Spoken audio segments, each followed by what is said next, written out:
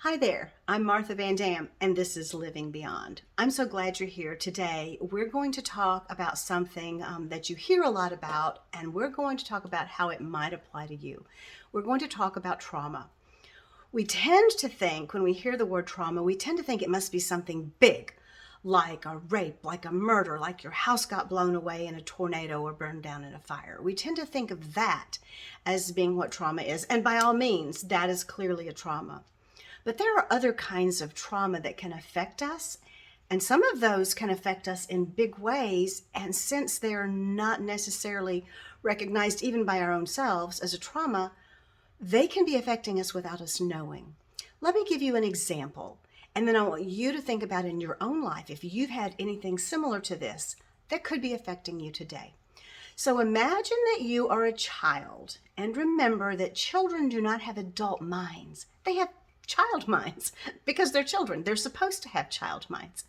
But a child doesn't have years and years of understanding, years of processing to be able to process and think through the things that are happening to that child. And so what happens is an unpleasant, a scary, a sad, a difficult thing happens to this child, and they develop a belief around that thing. And here's the example I was going to use. And actually, this happened to me one time. So imagine that you're in elementary school or middle school, and somehow you get humiliated. Maybe the teacher calls you up to up to the front of the class to do a math problem on the board, or to answer a question, or to read something out loud.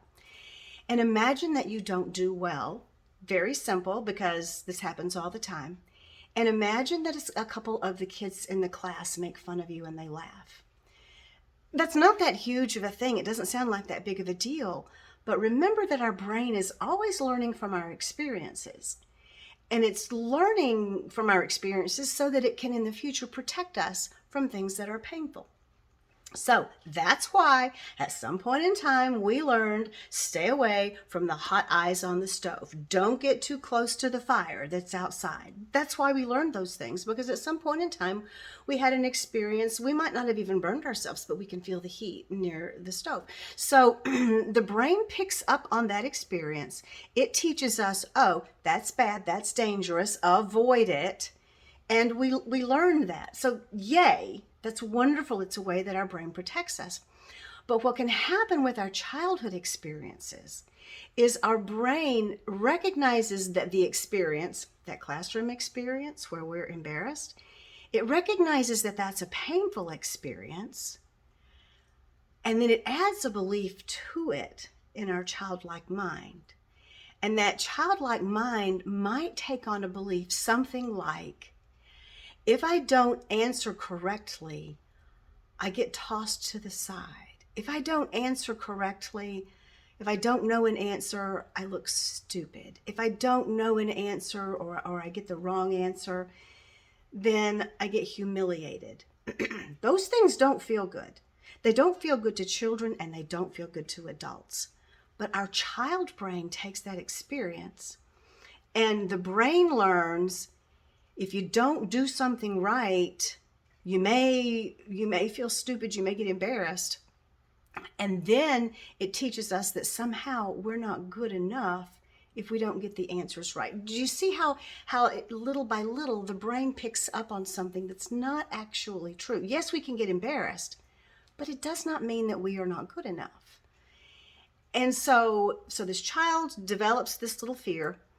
And then 20 years later, 30 years later, she's sitting in a group of people, and someone calls on her to say something as simple as, tell us what you did on vacation, or we heard that you have a new recipe for something, and what do you do with it? And you get that clutch in your stomach. You know why?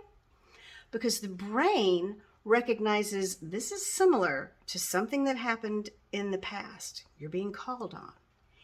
The brain recognizes that it's similar, but it's not real good at recognizing you're not in danger the way you experienced something in the past. And so we feel the same sort of clutch even now as an adult that we might have felt when we were younger.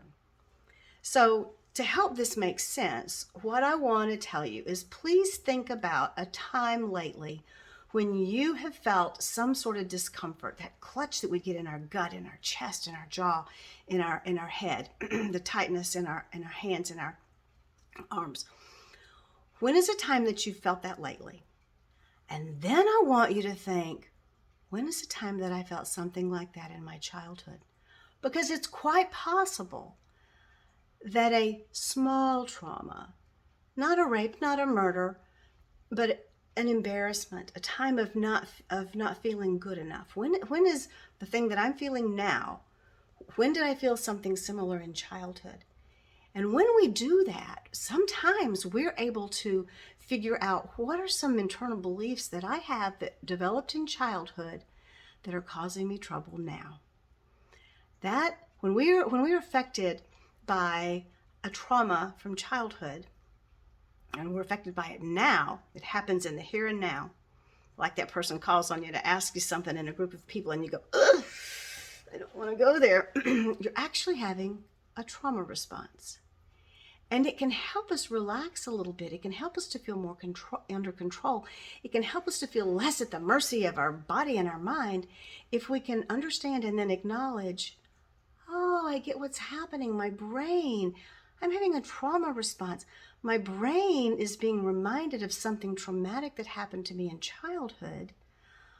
Oh, and it's a little confused on the fact that I'm actually safe now. I'm older now. I can manage this better now. So what I'm asking you to do is lean into what are some of the things that are uncomfortable for me now? And is it possible that they're uncomfortable because I experienced something similar in my childhood that really wasn't a horrible, big, and scary thing, but it felt like it at the time? And that now my brain taps into that when something similar happens. It actually happens all the time. All the time. And it can be the beginning step of unlocking some of the clues of what are some of the things that create anxiety, fears, senses of unhealthy beliefs. I'm not good enough. I'll never measure up. It can be the clue to help us unlock some of those things. If you have questions about what we've talked about in this video, please DM me either on Facebook or LinkedIn. You can find me on Facebook or LinkedIn and send me a message and I will get back with you. I hope you'll having a great day, and I hope you find the satisfaction and pleasure of unlocking some of the clues, some of the keys to what give us those jolts that are connected to our experiences growing up. Let's grow up together. Let's figure out what some of those things are, and let's find freedom from our earlier small trauma experiences. Hope you have a fabulous, fabulous day, and I'll talk to you soon. Thanks. Bye-bye.